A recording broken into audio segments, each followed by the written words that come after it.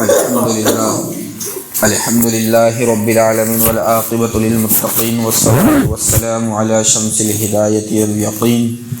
وعلی آلہ وصحبہ اجمعین اما بعد فاعوذ باللہ من الشیطان الرجیم بسم اللہ الرحمن الرحیم اليوم نختم على افواہہم وتکلمنا ایدیہم وتشهد أرجلهم بما كانوا يكسبون وقال الله تبارك وتعالى إنه هو الرحمن وهو أرحم الراحمين صدق الله العظيم رب اشرح لي صدري ويسر لي أمري واحلل عقدة من لساني يفقهوا قولي رب يسر ولا تعسر وتمم بالخير وبك نستعين يا فتاح رب زدني علما رب زدني علما رب زدني علما سبحانك لا علم لنا إلا ما علمتنا إنك أنت العليم الحكيم۔ محترم بزرگ اور دوستو،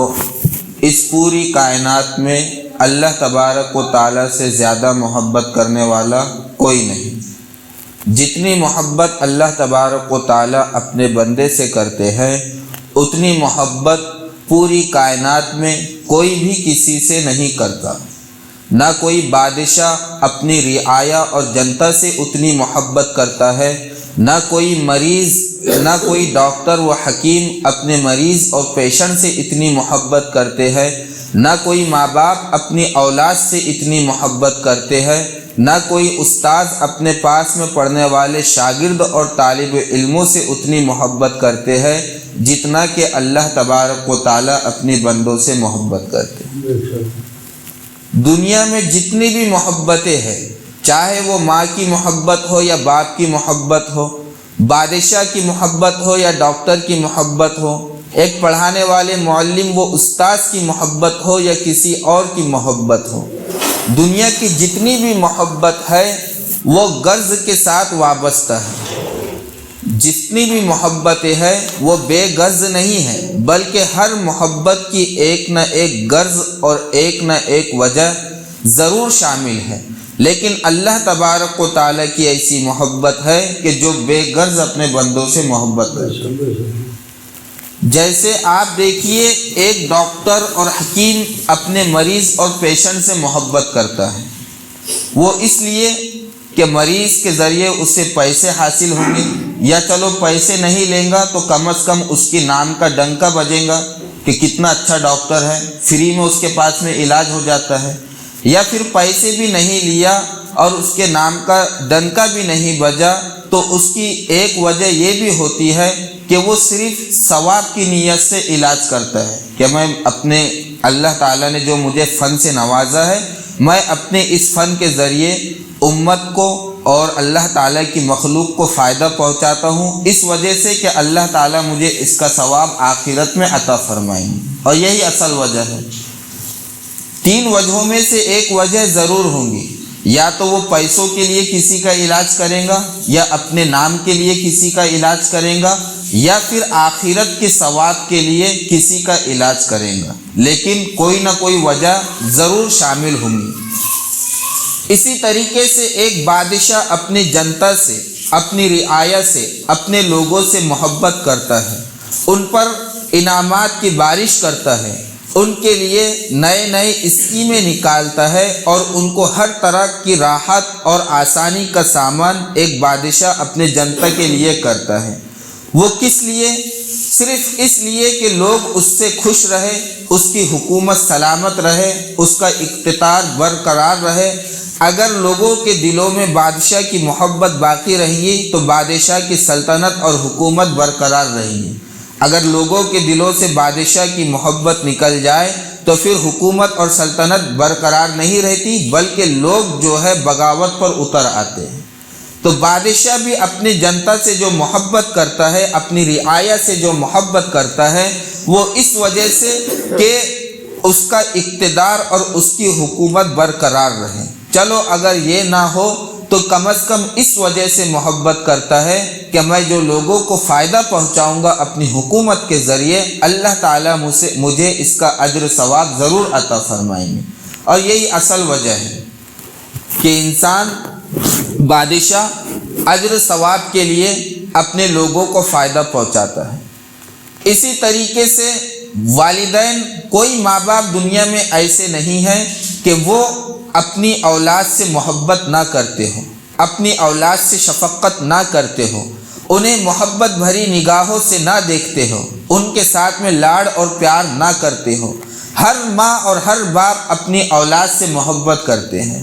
بظاہر تو ہمیں یہ نظر آتا ہے کہ ماں باپ بغیر کسی وجہ سے اپنی اولاد سے محبت کر رہے ہیں، لیکن اگر غور سے دیکھا جائے تو ماں باپ کی محبت کے اندر بھی ایک وجہ پائی جاتی ہے، وہ یہ کہ اللہ تبارک و تعالیٰ نے ہر ماں اور ہر باپ کے دل میں ایک ایسی جگہ بنائی ہے کہ وہ اپنی اولاد کو تکلیف میں نہیں دیکھ سکتا۔ چاہے اولاد کتنی ہی بری ہو جائے، چاہے اولاد والدین کو کتنا ہی پریشان کیوں نہ کرے، لیکن ماں کے دل میں اللہ تبارک و تعالیٰ نے ایک ایسی ممتا کا جذبہ رکھا ہے کہ وہ اپنی اولاد کو تکلیف اور پریشانی میں نہیں دیکھتی۔ اگر کبھی اس کے اولاد کو کہیں تکلیف اور پریشانی پہنچ جاتی ہے تو وہ اپنے اعتبار سے اس کو دور کرنے کی کوشش کرتی ہے۔ تو پتہ یہ چلا کہ ماں باپ بھی جو اپنی اولاد سے محبت کرتے ہیں وہ اس وجہ سے کہ انہیں کسی طریقے سے تکلیف نہ پہنچے، اور والدین کی خوشی کے اور اولاد کی خوشی کے اندر ماں باپ کی خوشی ہوتی ہے۔ اگر کوئی اولاد پریشانی کے اندر مبتلا ہو جائے تو ماں باپ اس کی پریشانی کو دور کر کر اپنے دل کو سکون پہنچاتے ہیں کہ یہ اگر خوش رہیں گا تو ہم خوش رہیں گے۔ تو پتہ چلا کہ دنیا کے اندر جتنی بھی محبتیں ہیں، چاہے وہ ماں باپ کی اپنے اولاد کے ساتھ میں ہو، ڈاکٹر اور حکیم کی اپنے مریض و پیشنٹ کے ساتھ میں ہو، یا ایک بادشاہ کی اپنی جنتا و رعایت کے ساتھ میں ہو، جتنی بھی دنیا کے اندر محبتیں ہیں وہ تمام کی تمام محبتیں کسی نہ کسی غرض کے ساتھ وابستہ ہیں، لیکن ایک اللہ تبارک و تعالیٰ کی محبت ایسی ہے کہ اللہ تعالیٰ اپنے بندوں سے بے غرض محبت کرتے ہیں، کوئی صلہ اپنے بندوں سے نہیں چاہتے۔ اللہ تبارک و تعالیٰ بندوں سے بے غرض محبت کرتے ہیں۔ آپ دیکھیے اللہ تبارک و تعالیٰ کی جانب سے بندوں کے لیے آسمان سے رحمتوں کی بارش ہوتی ہے، پھر اس بارش کے ذریعے اللہ تبارک و تعالیٰ زمین سے سبزے اگاتے ہیں، پھل اور پودے اگاتے ہیں، پھر اللہ تبارک و تعالیٰ ان پھلوں کے اندر چاند کے ذریعے مٹھاس پیدا فرماتے ہیں، رنگ اور خوشبو پیدا فرماتے ہیں۔ یہ تمام نظام الکائنات اللہ تبارک و تعالیٰ جو اپنے بندوں کے لیے چلا رہے ہیں وہ بے غرض اور بے محبت ہے۔ اللہ تعالیٰ کو اپنے بندوں سے کچھ نہیں چاہیے۔ اللہ تعالیٰ یہ نہیں چاہتے کہ اگر میری بندے میری اطاعت کریں گے تو میں بارش برساؤں گا، ایسا اللہ تعالیٰ کا نظام نہیں ہے۔ اللہ تعالیٰ یہ نہیں چاہتے کہ اگر میری بندے ہی میری اطاعت کریں گے تو میں زمین سے جو ہے پھل پودے اگاؤں گا، اللہ تعالیٰ ایسا نہیں چاہتے، بلکہ اللہ تعالیٰ بے لوث اور بے غرض اپنے بندوں سے محبت کرتے ہیں۔ دنیا میں کتنے انسان ہیں جو اللہ تعالیٰ کی نافرمانی کرتے ہیں، دنیا میں کتنے انسان ہیں جو اللہ تعالیٰ کی فرما برداری کرتے ہیں، دنیا میں کتنے انسان ہیں جو اللہ تعالیٰ کا حکم مانتے ہیں، اور وہیں پر دنیا میں کتنے انسان ہیں جو اللہ تعالیٰ کا حکم توڑتے ہیں، لیکن اس کے باوجود اللہ تبارک و تعالیٰ اپنے نظام کے اندر تبدیلی نہیں لے آئے۔ آم کے وقت کے اندر موسم میں آم کو اللہ تعالیٰ پیدا فرما رہے ہیں، اناج کے موسم کے اندر زمین اناج کو اگل رہی ہے، بارش کے موسم میں اللہ تبارک و تعالیٰ بارش کو برسا رہے ہیں، گائے اپنا دودھ وقت پر دے رہی ہے، سورج اپنے وقت پر نکل رہا ہے، چاند اپنے وقت پر نکل رہا ہے، پورا نظام کائنات اللہ تبارک و تعالیٰ چلا رہے ہیں۔ تو اللہ تعالیٰ بے لوث اور اپنے بندوں سے اللہ تعالیٰ کو کچھ بھی نہیں چاہیے۔ اللہ تعالیٰ بغیر کسی غرض سے اپنے بندوں سے محبت کرتے ہیں، جس کی وجہ سے اللہ تعالیٰ یہ نظام کائنات چلا رہے ہیں۔ اللہ کے رسول صلی اللہ علیہ وسلم نے ایک جگہ ارشاد فرمایا کہ اگر دنیا میں رسنے اور بسنے والے پورے انسان، حدیث شریف کا خلاصہ ہے کہ دنیا کے اندر جتنے بھی انسان ہیں، اگر تمام کے تمام انسان اس بندے کے دل کے اوپر جمع ہو جائے جو اللہ تعالیٰ کی فرما برداری کرتا ہے، یعنی ساری کائنات کے انسان فرما بردار بن جائے، کوئی اللہ تبارک و تعالیٰ کی نافرمانی نہ کرے، کوئی اللہ تعالیٰ کے حکموں کو نہ توڑے، تمام کے تمام انسان فرما بردار بن جائے، پھر بھی اللہ تبارک و تعالیٰ کی بزرگ کے اندر رائی کے دانے کے برابر بھی بڑھوتری نہیں ہو سکتی۔ اللہ تعالیٰ بزرگ ہے، اللہ تعالیٰ برتر ہے، اللہ تعالیٰ کبیر ہے، ہمیشہ سے ہے اور ہمیشہ رہیں گے۔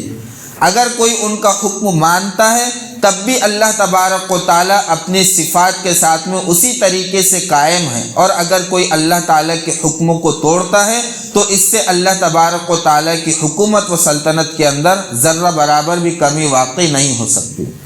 تو اگر پوری کائنات کے لوگ اگر فرما بردار بن جائے تب بھی اللہ تبارک و تعالیٰ کی اطاعت اور بندگی کے اندر ذرہ برابر بھی بڑھوتری نہیں ہوگی۔ اسی طریقے سے اللہ کے رسول صلی اللہ علیہ وسلم نے ارشاد فرمایا کہ اگر پوری کائنات کے انسان کسی ایسے انسان کے دل کے اوپر جمع ہو جائے جو اللہ تعالیٰ کی نافرمانی کرتا ہے، یعنی پوری کائنات کے لوگ اللہ تبارک و تعالیٰ کی نافرمانی کرنے لگ جائے، اللہ تعالیٰ کے حکموں کو توڑنے لگ جائے، نمازوں کی پابندی نہ کرے، سنتوں کا اہتمام نہ کرے، اللہ تعالیٰ کے شعائر اور اللہ تعالیٰ کے حکموں کا مذاق اڑائے، پوری کی پوری دنیا اور پوری کی پوری کائنات کوئی شخص دنیا میں ایسا باقی نہ رہے جو اللہ تعالیٰ کی نافرمانی نہ کرتا ہو، پھر بھی اللہ تبارک و تعالیٰ کو اس بغاوت سے ذرہ برابر بھی فرق نہیں پڑتا۔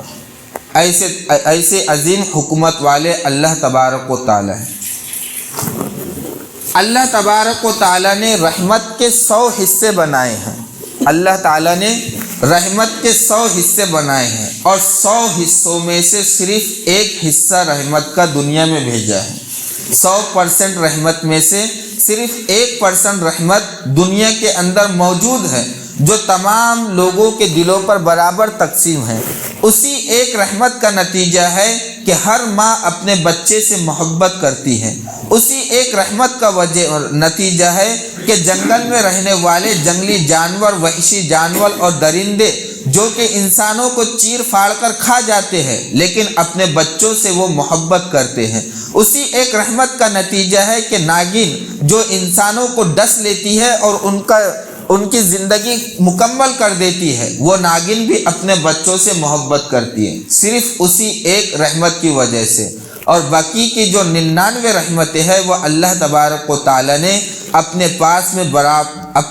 میں باقی رکھے ہیں، اور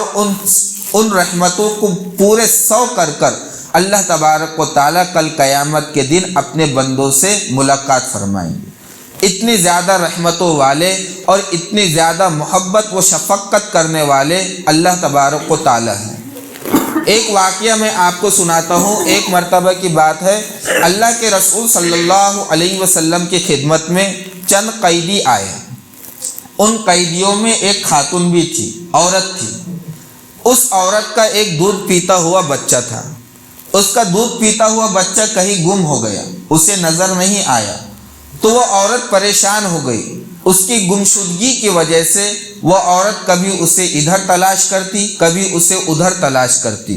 غرض یہ کہ ہر جانب اس نے اپنے بچے کو تلاش کیا۔ راستے میں جو بھی بچہ اسے نظر آتا تو وہ عورت اس بچے کو اٹھا لیتی، اپنے کلیجے سے لگاتی، اس کا بوسہ لیتی اور اسے رکھتی، اپنے دل کو سکون پہنچانے کے لیے دوسرے بچوں سے ممتا جتاتی۔ پھر اچانک ایسا ہوتا ہے کہ اس عورت کو اپنا بچہ نظر آ جاتا اور وہ عورت اپنے بچے کو اٹھاتی ہے، گود میں اٹھاتی ہے، اس کو اپنے کلیجے سے لگاتی ہے، اس کے پیشانی کا بوسہ لیتی، اس کے گال کا بوسہ لیتی، اس کے ہاتھ چومتی، اور غرض یہ کہ محبت کی حد پار کر دیتی۔ اتنی محبت وہ عورت اپنے بچے سے کرنے لگتی ہے۔ اللہ کے رسول صلی اللہ علیہ وسلم اس عورت کے اس محبت کو اور اس جذبے کو مکمل دیکھ رہے تھے۔ اللہ کے رسول صلی اللہ علیہ وسلم نے اپنے صحابہ اکرام کو بتایا کہ میرے صحابہ دیکھو یہ عورت اپنے بچے سے کتنی محبت کر رہی ہے۔ صحابہ اکرام نے فرمایا کہ واقعی یا رسول اللہ صلی اللہ علیہ وسلم،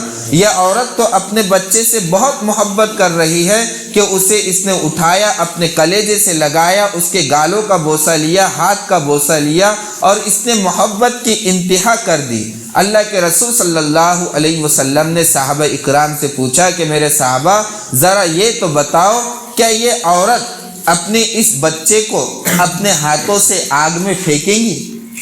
صحابہ اکرام عرض کرنے لگے یا رسول اللہ نہیں، ہرگز یہ عورت اپنے بچے کو اپنے ہاتھ سے آگ میں نہیں پھینک سکتی، کیونکہ ہم نے اپنے آنکھوں سے دیکھا ہے کہ پل بھر کے لیے اس کا بچہ اس کے نظروں سے غائب ہو گیا تھا تو کس طریقے سے یہ بے چین ہو گئی تھی۔ اللہ کے رسول صلی اللہ علیہ وسلم نے فرمایا جس طریقے سے یہ عورت اپنے بچے کو اپنے ہاتھ سے محبت نہیں کرتی، اپنے ہاتھ سے آگ میں نہیں پھینک سکتی، یہ عورت کی صرف ایک اللہ تعالیٰ کی محبت کی ایک پرسنٹ کا یہ نتیجہ ہے۔ اللہ تبارک و تعالیٰ اپنے بندوں سے اس سے کئی گنا زیادہ محبت کرنے والے ہیں، اور اللہ تعالیٰ اپنے بندوں کو کبھی بھی دوزخ میں پھینکنا نہیں چاہتے، لیکن بندے اپنے نافرمانی کی وجہ سے دوزخ کے اندر پہنچ جاتے ہیں۔ اللہ تعالیٰ نہیں چاہتے کہ بندے دوزخ کے اندر داخل ہو، لیکن بندے نافرمانی کرتے کرتے دوزخ کے مقام تک پہنچ جاتے ہیں۔ یہ بے پناہ محبت اللہ تبارک و تعالیٰ اپنے بندوں سے اور اپنی مخلوق سے فرماتے ہیں۔ ایک جگہ اللہ کے رسول صلی اللہ علیہ وسلم نے ارشاد فرمایا کہ دیکھو، صحابہ اکرام سے ارشاد فرمایا کہ ایک آدمی ہے جو جنگل اور بیابان میں گیا ہوا ہے، جنگل کے علاقے میں گیا ہوا ہے، اور جنگل ایسا ہے کہ وہاں پر کھانے کے لیے کوئی دانہ نہیں، پینے کے لیے کوئی پانی نہیں، کوئی چیز وہاں پر راحت پہنچانے والی نہیں ہے۔ اس آدمی کے پاس میں جو کچھ بھی تھا وہ اس کے سواری کے اوپر تھا، وہ سواری کے اوپر ہی اس کا کھانا تھا، اس سواری کے اوپر ہی اس کا پینا تھا۔ یہ آدمی جنگل کے اندر گیا اور اب جنگل میں اس کی سواری گم ہو گئی۔ جب اسے بھوک لگتی ہے تو یہ اپنے سواری کو تلاش کرتا ہے، پیاس لگتی ہے تو یہ اپنے سواری کو تلاش کرتا ہے، جنگل کے کبھی اس کونے میں جاتا ہے، جنگل کے کبھی اس کونے میں جاتا ہے، اور جنگل اتنا نہیں ہے کہ اس سے باہر نکلا جا سکے، اتنا گہنا اور بڑا جنگل ہے کہ وہ اس سے باہر نکلنا ناممکن ہے۔ لیکن یہ آدمی اپنی سواری کو تلاش کرنے کے لیے جنگل کا چپا چپا چھان مارتا، لیکن وہ سواری اسے کہیں پر نظر نہیں آتی۔ بالآخر وہ آدمی ہمت ہار کر، وہ آدمی ہمت توڑ کر ایک درخت کے نیچے بیٹھ جاتا موت کے انتظار میں کہ اب اس جنگل سے تو باہر نکلا نہیں جا سکتا، اور یہاں پر ایسی کوئی آبادی تو ہے نہیں کہ میں جس کے ذریعے کھانا خرید لوں اور اپنے بھوک مٹا دوں یا پیاس بجھا دوں، ایسی کوئی چیز تو اس جنگل کے اندر ہے نہیں۔ اب وہ آدمی درخت کے نیچے اپنی موت کے انتظار میں بیٹھ جاتا کہ موت آئے گی اور میرا کام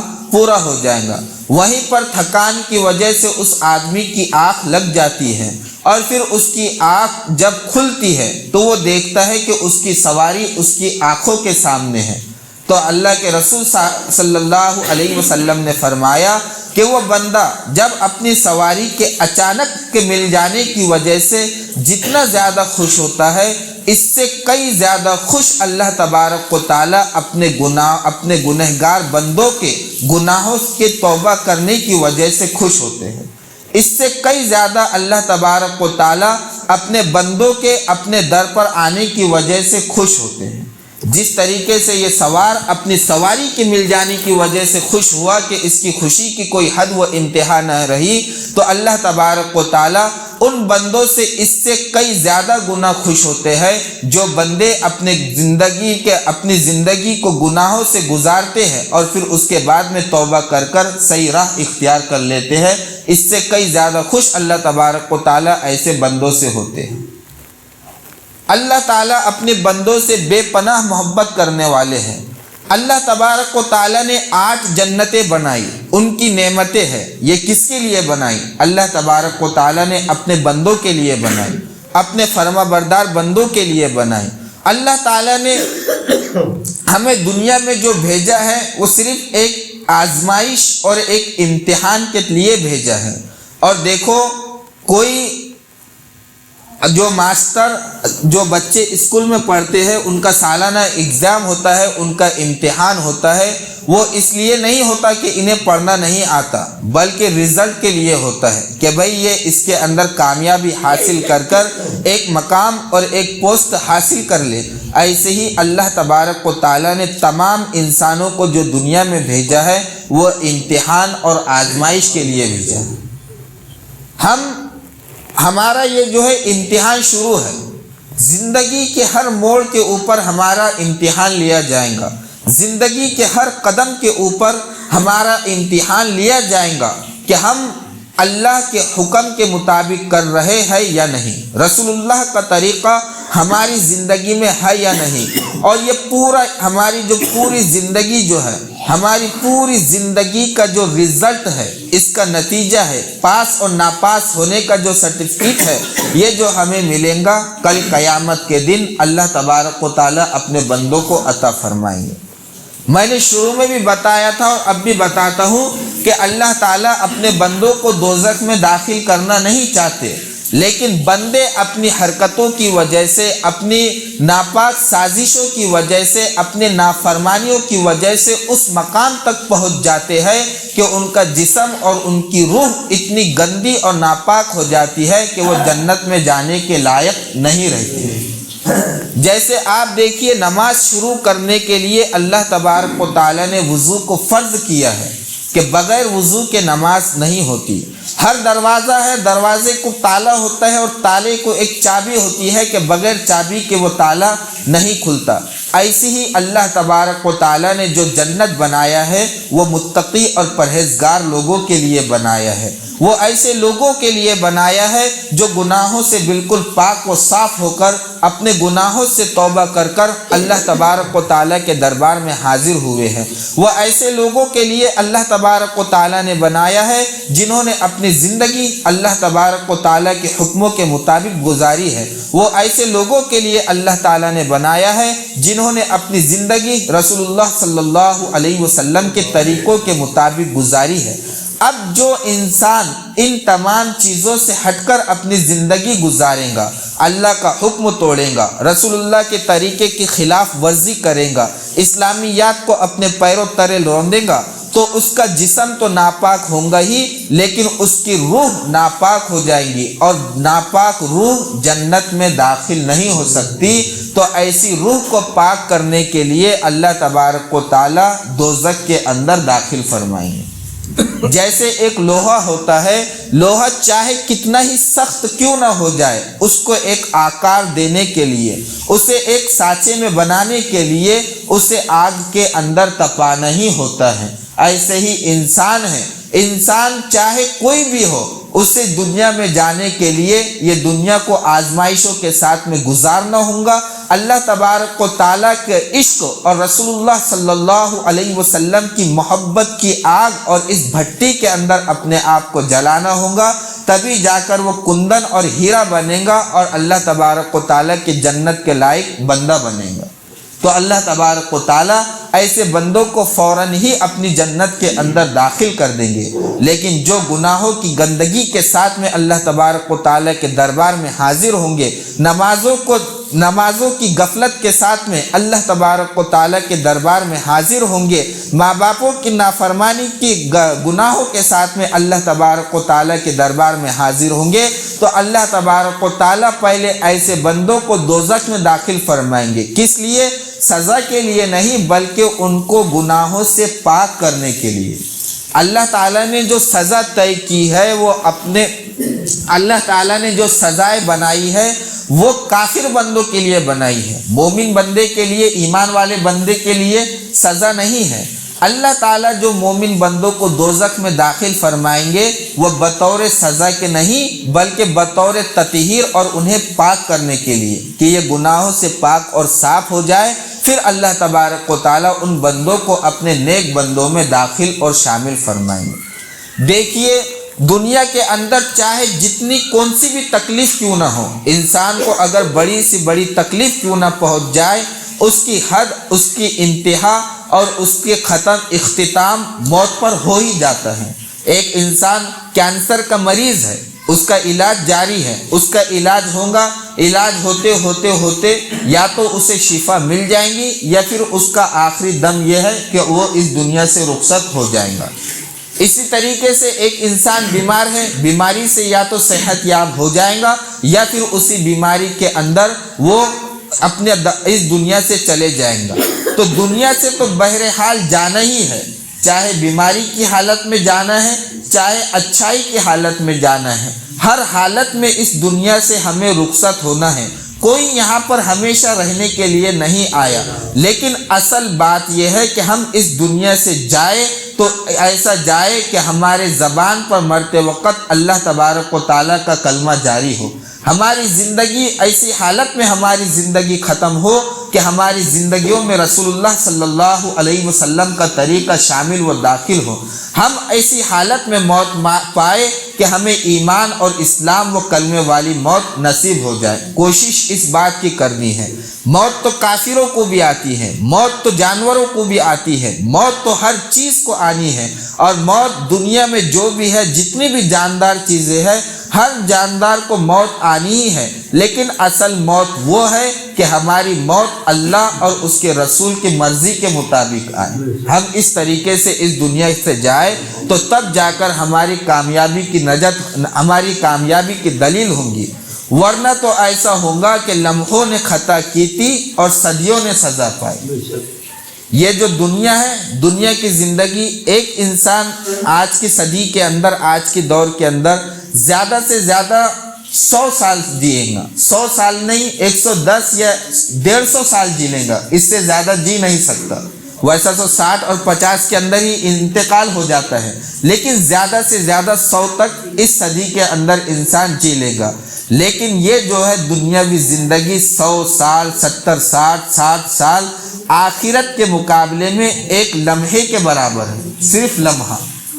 آخرت کی زندگی کے بارے میں نے بتایا تھا کہ وہاں کا ایک دن 50,000 سال کے برابر ہے، 50,000 سال، جس کو اللہ تعالیٰ نے ارشاد فرمایا تعرج الملائکۃ والروح فی یوم کان مقدارہ 50,000 سنہ، کہ قیامت کے دن کی ایک دن کی مقدار اللہ تبارک و تعالیٰ کے یہاں 50,000 سال کے برابر میں ہے، ہمارے دنیا کے 50,000 سال کے برابر میں۔ اب 50,000 سال میں سے ہمارے 50,000 سال میں سے ہمارے 100 سال کو مائنس کر دے تو بچ رہے کتنے؟ زیادہ سے زیادہ 1 گھنٹہ یا 2 گھنٹے کی ہماری زندگی ہے۔ اب یہ 1 اور 2 گھنٹے کی زندگی کو اگر ہم اللہ کے حکم اور رسول اللہ کے طریقے پر نہیں گزاریں گے تو کل قیامت کے دن سوائے پچھتاوے اور افسوس کے کچھ حاصل نہیں ہوگا۔ وہاں پتہ چلے گا کہ پھر لمحوں نے خطا کی تھی اور صدیوں نے سزا پائی، کہ ہماری دنیا کی زندگی ایک لمحہ ہے اور آخرت کی زندگی ایک صدی ہے۔ تو یہاں کی ایک خطا وہاں کے صدیوں کی سزا کے مانند ہوتی۔ تو اپنے آپ کو گناہوں سے بچاؤ، نیک راہ کو اختیار کرو، نمازوں کی پابندی کرو، جتنے بھی اللہ تبارک و تعالیٰ کے حکم ہیں ان تمام حکموں کو بجا لاؤ۔ اللہ تعالیٰ تم سے یہ نہیں کہتے کہ تم ہر وقت مسجد کے کھوٹے بن جاؤ اور مسجد کے اندر ہی بیٹھے رہو اور گھر کو نہ جاؤ، نہیں، بلکہ تم اپنے کاروبار بھی کرو، اپنے کام دھندے بھی کرو، میاں بیوی کے جو حقوق ہے اس کو بھی ادا کرو، اولاد سے محبت بھی کرو، سب کچھ کرو، لیکن ایک بات کو یاد رکھو کہ اللہ اور اپنی حقیقت کو نہ بھولو۔ ہماری حقیقت یہ ہے کہ ہم اس دنیا میں اللہ کے حکم سے آئے اور اللہ کے حکم سے چلے جائیں گے۔ نہ ہمارے دنیا میں آنے کا، نہ ہمارے دنیا میں آنے کے لیے کچھ ہمارا اختیار ہے، نہ دنیا سے جانے کے لیے ہمارا کچھ اختیار ہے۔ نہ ہم آنے کے معاملے میں اختیار مند ہیں، نہ جانے کے معاملے میں اختیار مند ہیں۔ ہم اللہ کی مرضی سے آئے، اللہ کی مرضی سے جائیں گے۔ اب کوشش اس بات کی کرو کہ ہم دنیا کو، اپنی زندگی کو اللہ کی مرضی کے مطابق گزاریں، تبھی جا کر کامیابی کی بات ہوگی، ورنہ تو پھر صدیوں تک آخرت کے اندر پچھتاوے اور نقصان کے سوائے کچھ بھی حاصل نہیں ہوگا۔ اللہ تبارک و تعالی ہم تمام کو عمل کرنے کی توفیق عطا فرمائے۔ وآخر دعوانا الحمدللہ رب العالمین۔ جن حضرات کی سنت باقی سنت کو دانش پانی لا رہے ہیں.